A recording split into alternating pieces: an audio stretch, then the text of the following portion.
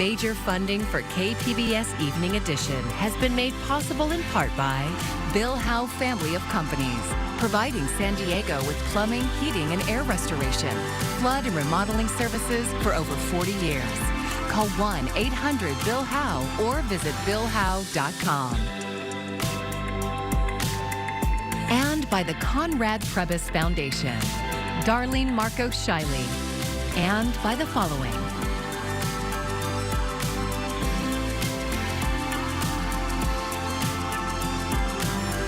And by viewers like you. Thank you.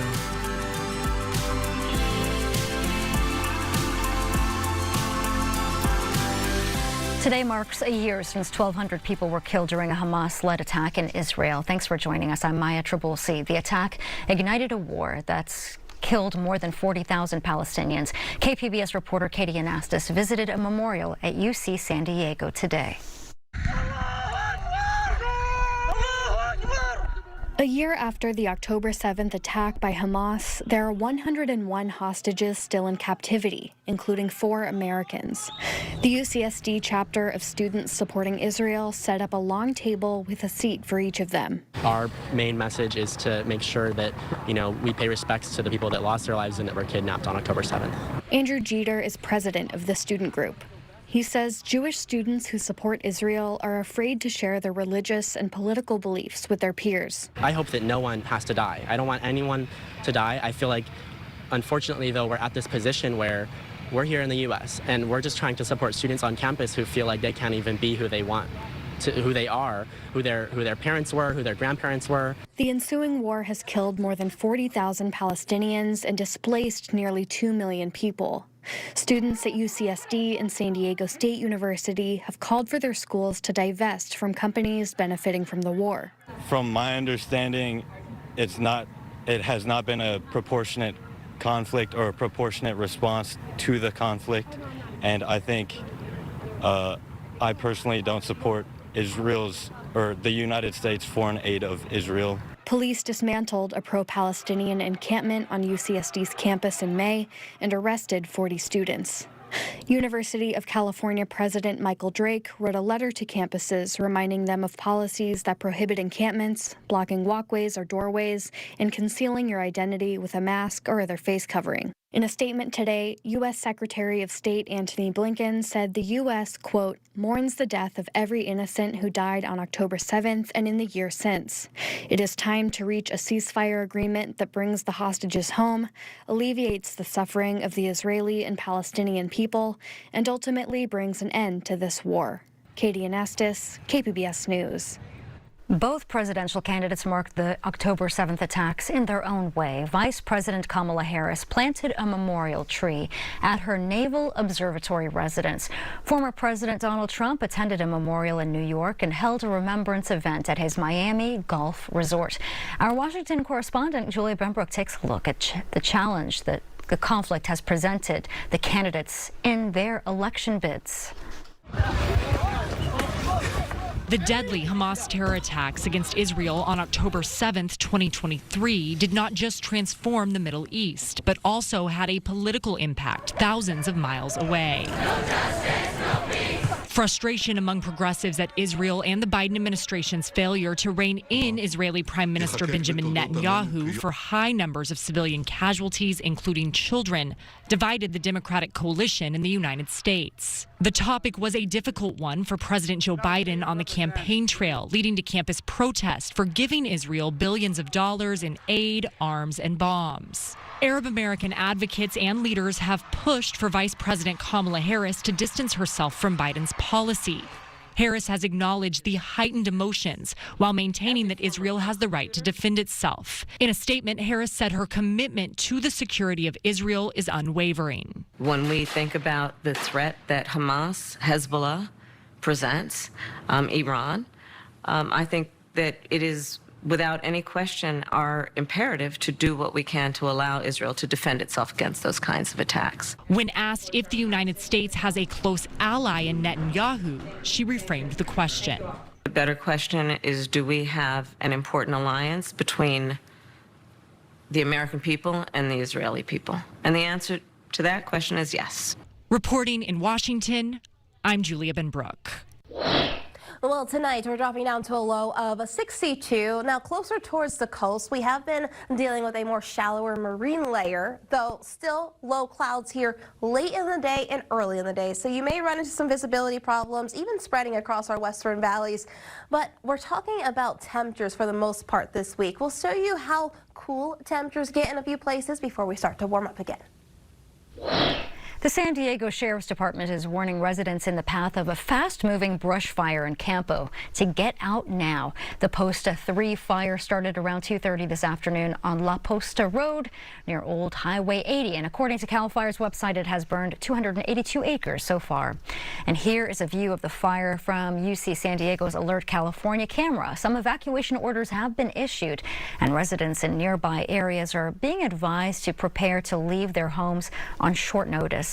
A temporary evacuation point has been set up at the Golden Acorn Casino. And of course, we will continue to follow the story and bring you the latest on kpbs.org.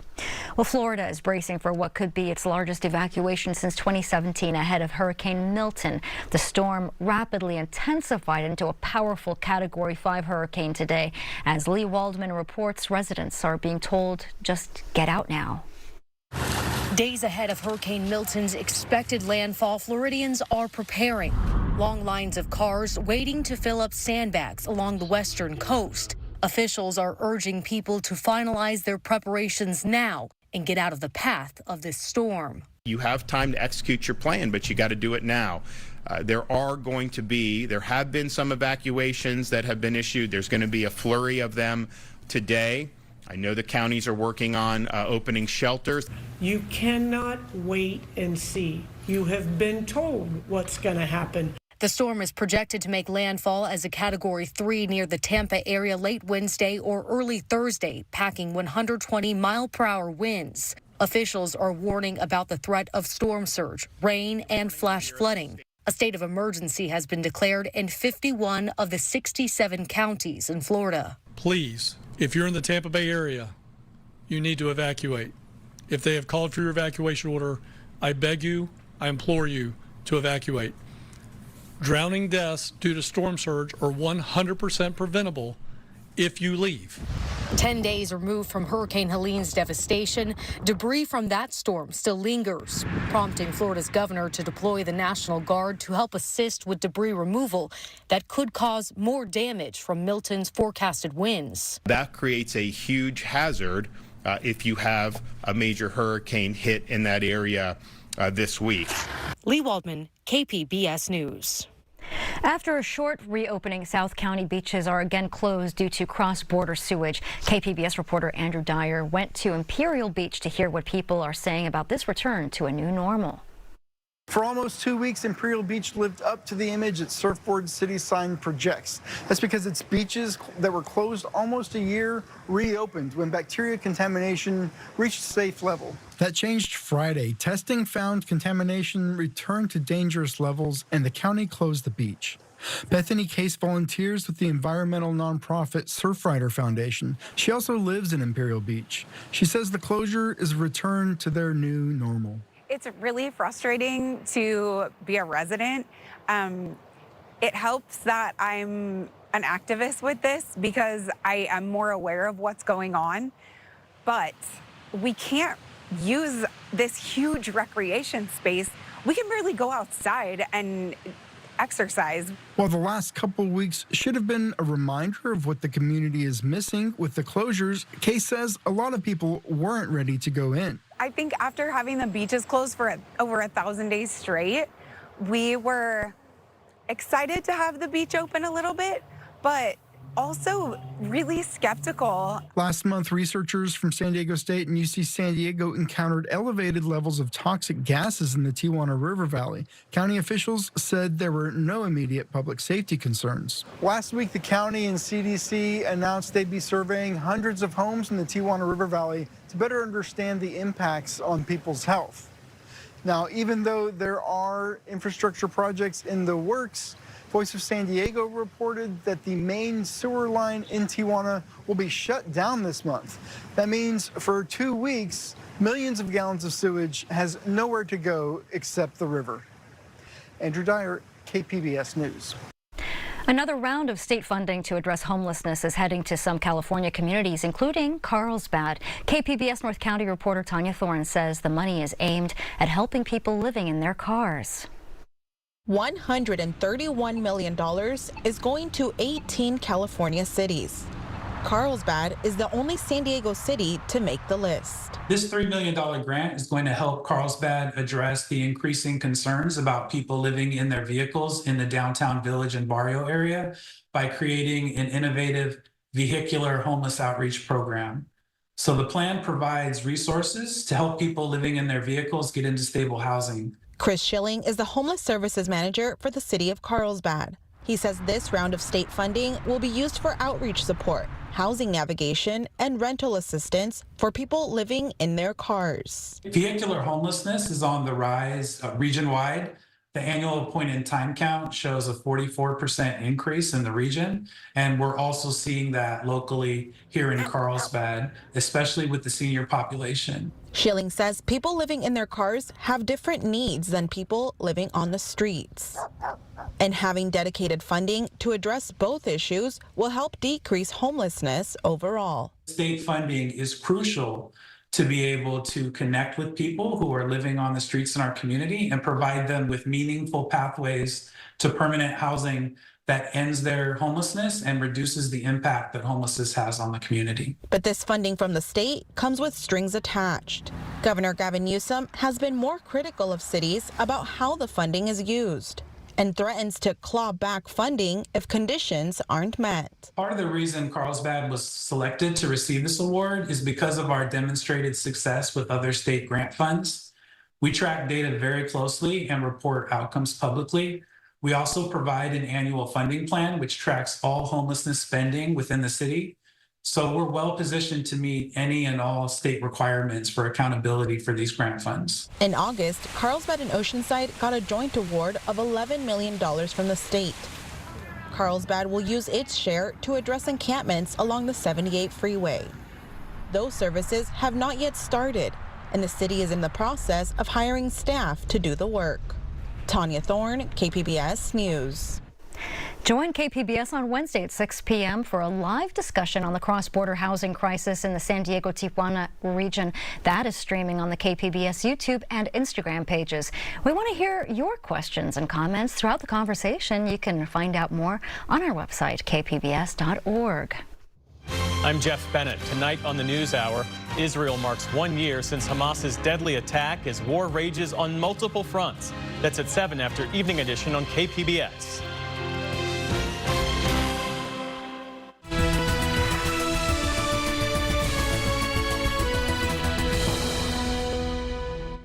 Well, California voters can now make their voices heard for the 2024 election. Early voting kicked off today. More and more Americans are taking advantage of early voting these days, including in San Diego. And according to the San Diego County Registrar of Voters, 88% of people voted early during the last presidential election.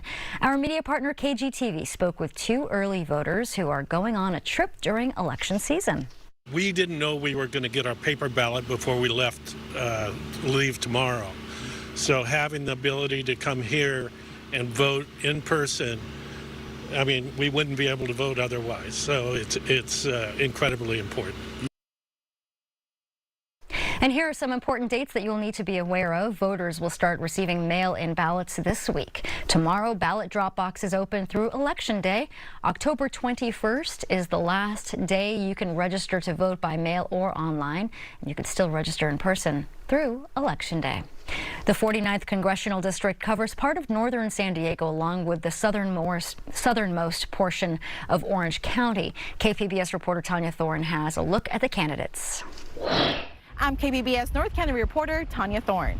The race for the 49th Congressional District seat has been a hot one. Redistricting brought in more Orange County cities, which in the past have largely voted Republican. So Republican candidates always feel confident about flipping the 49th. The seat is currently held by Democrat Mike Levin.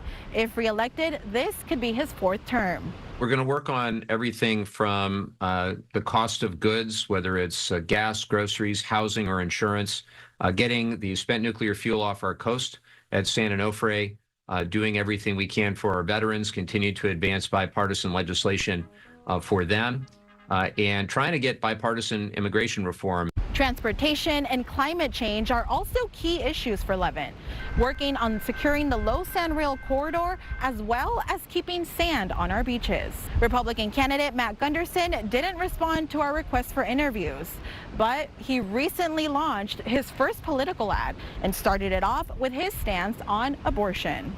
On a woman's right to choose, I'm pro-choice. I believe abortion should be safe, legal, and rare.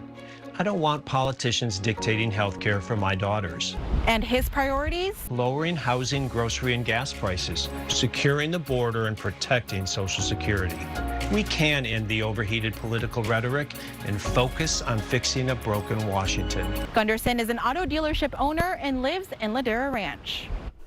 California community colleges and public schools, especially in rural areas, want to modernize their buildings. Voters can allow the state to borrow $10 billion to do that. Cal Matters reporter Carolyn Jones explains Prop 2. California schools are falling apart. Roofs are leaking, air conditioners are broken, and electrical systems are outdated. In fact, 38% of students go to schools that don't meet the state's minimum safety standards. The state's fund to fix these schools, it's practically empty. I'm Carolyn Jones, K-12 reporter for Cal Matters, and this is Prop 2 in a minute. California does not have a permanent funding source for school repairs. School districts rely on money from state and local bonds. Larger and more affluent districts can raise money locally, but many other school districts rely on the state for that money. That's because they can't raise enough or any funds locally to cover the cost of the repairs. Proposition 2 would raise $10 billion for facility improvements. $8.5 billion would go to K-12 schools, and $1.5 billion would go to community colleges. Proponents say this money is crucial to fix California's crumbling schools, especially because the last state school facilities bond in 2020 failed. Opponents say the state, not taxpayers, should be paying for these repairs. Others question whether the fund distribution would be equitable. They'd like to see lower-income districts get a larger share of the funds. So vote yes if you'd like to see the state borrow $10 billion to repair school facilities. Vote no if you don't. To learn more about everything on your 2024 ballot, go to calmatters.org. If you're looking for more information to make your decision, you can check out the KPBS Voter Hub. It launched today in English and Spanish. And you can find voting locations, election explainers, and a lot more of our coverage. Just go to kpbs.org/voterhub or look for a link on our homepage. There's a lot of hope around lithium in Imperial County right now. Vast reserves of the valuable mineral sit below the Salton Sea, and many think the new tax revenue could be an economic boon for one of California's poorest counties. But KPBS Imperial Valley reporter Corey Suzuki says some smaller cities are worried they won't get their fair share.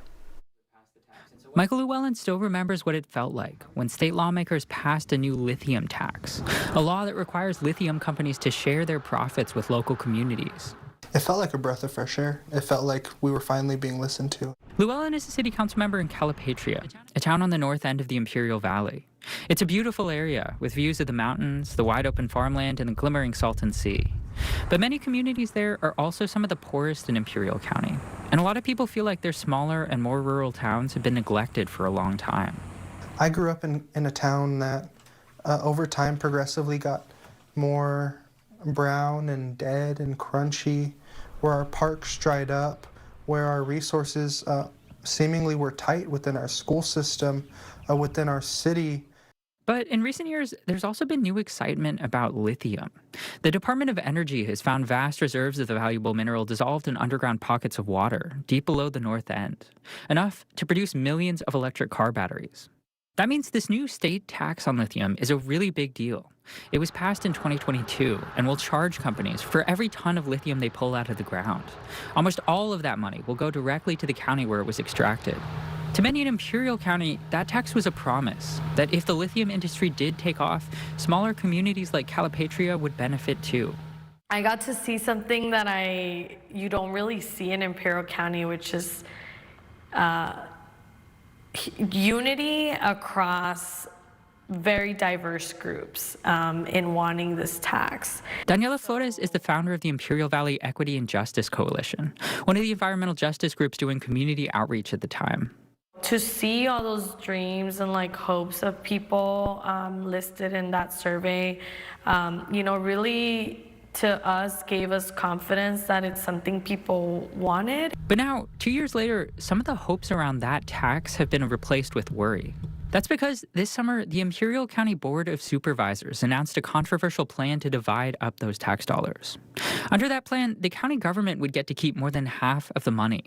The plan also uses population size to decide which cities would get the most funding, instead of focusing on the communities that would be right next to the extraction. Once again, just felt like Calapat, Westmoreland, Bombay Beach, an island were all just thrown to the sidelines. In mid-September, the Board of Supervisors gathered to vote on the plan.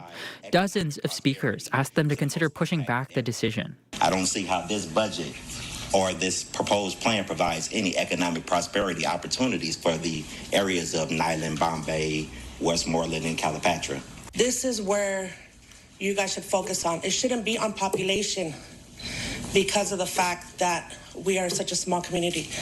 We're such a small community because we don't have the funding. The supervisors defended their plan, arguing that the county share of the funds would eventually make their way back to North End communities, and that they needed to move quickly to get more support from the Biden administration, or risk falling behind. The reason we have to do this is we have to close this conversation right now and focus on development because the opportunity is slipping away. Imperial County Supervisor Ryan Kelly. I promise to continue to have the conversation, but we have to be able to protect this. The 5 supervisors voted unanimously to approve the spending plan. One thing everybody agrees on is that Imperial County still has years to go before anybody actually starts pulling lithium out of the ground. Most companies are still developing the new systems they need to filter it out of the hot brine that it's dissolved in. Llewellyn, the city council member in Calipatria, plans to hold the supervisors to their promise, to continue the conversation about the spending plan. He's frustrated that those 5 people have so much power to decide what happens with those tax funds. Decisions that were made around lithium used to be with legislatures alongside local leaders and community members. Now it's between a few board of supervisors and lithium executives having meetings together. Still, Llewellyn and others are hopeful they'll be able to push for changes to the spending plan. Until lithium extraction actually starts in Imperial County, Llewellyn says they still have time. In Calipatria, Corey Suzuki, KPBS News.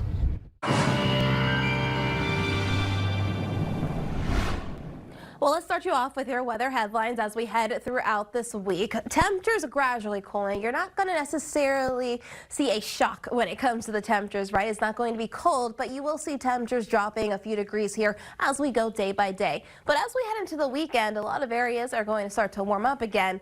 The bigger story, especially along the coast in our western valleys, is going to be those early and late low clouds. Now, tonight we're dropping down to lows into the 60s, 50s, even in Oceanside. You're at 59 here tonight. Ramona, you're dropping down to a low of 57. Borrego Springs, you'll bottom out at 72. By tomorrow, though, we're rising yet again to the triple digits. Borrego Springs at 107. Ramona, a little toasty with a high of 97. Mount Laguna, you're sitting comfortable in the mid-70s. And closer towards the coast, similar story here.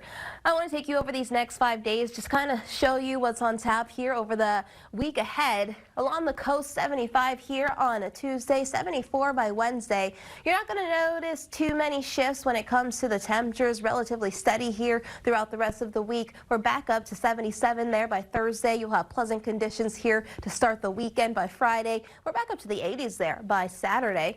Now further inland, you'll note that temperatures do drop back down to the 80s there Wednesday and Thursday. Back up to 92 by Friday. So you'll start to see a little bit of that warmth, and the warmth does stick around even as we head into Saturday, but you will see slight changes when it comes to the mercury there.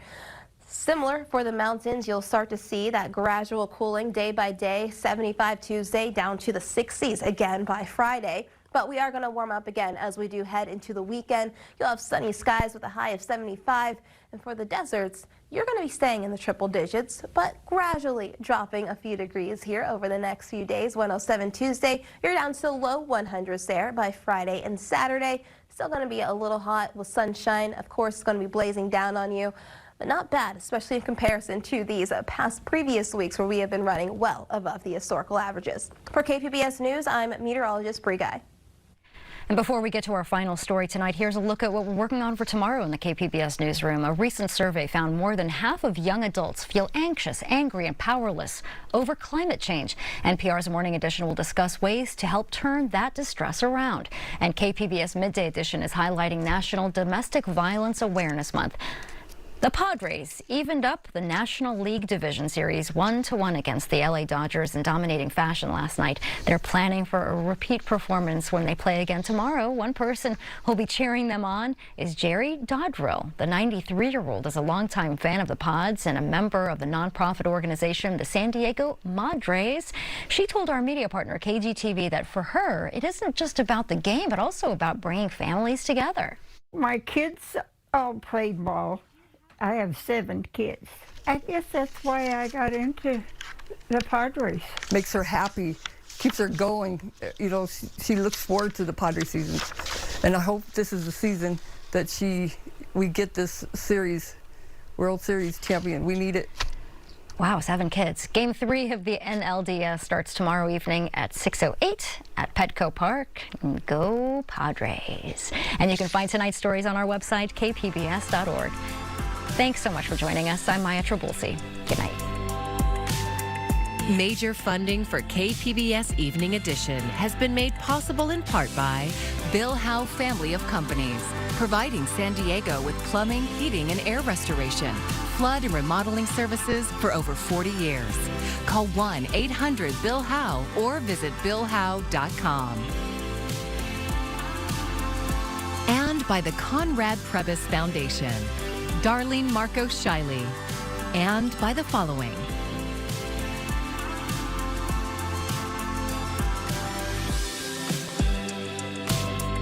And by viewers like you.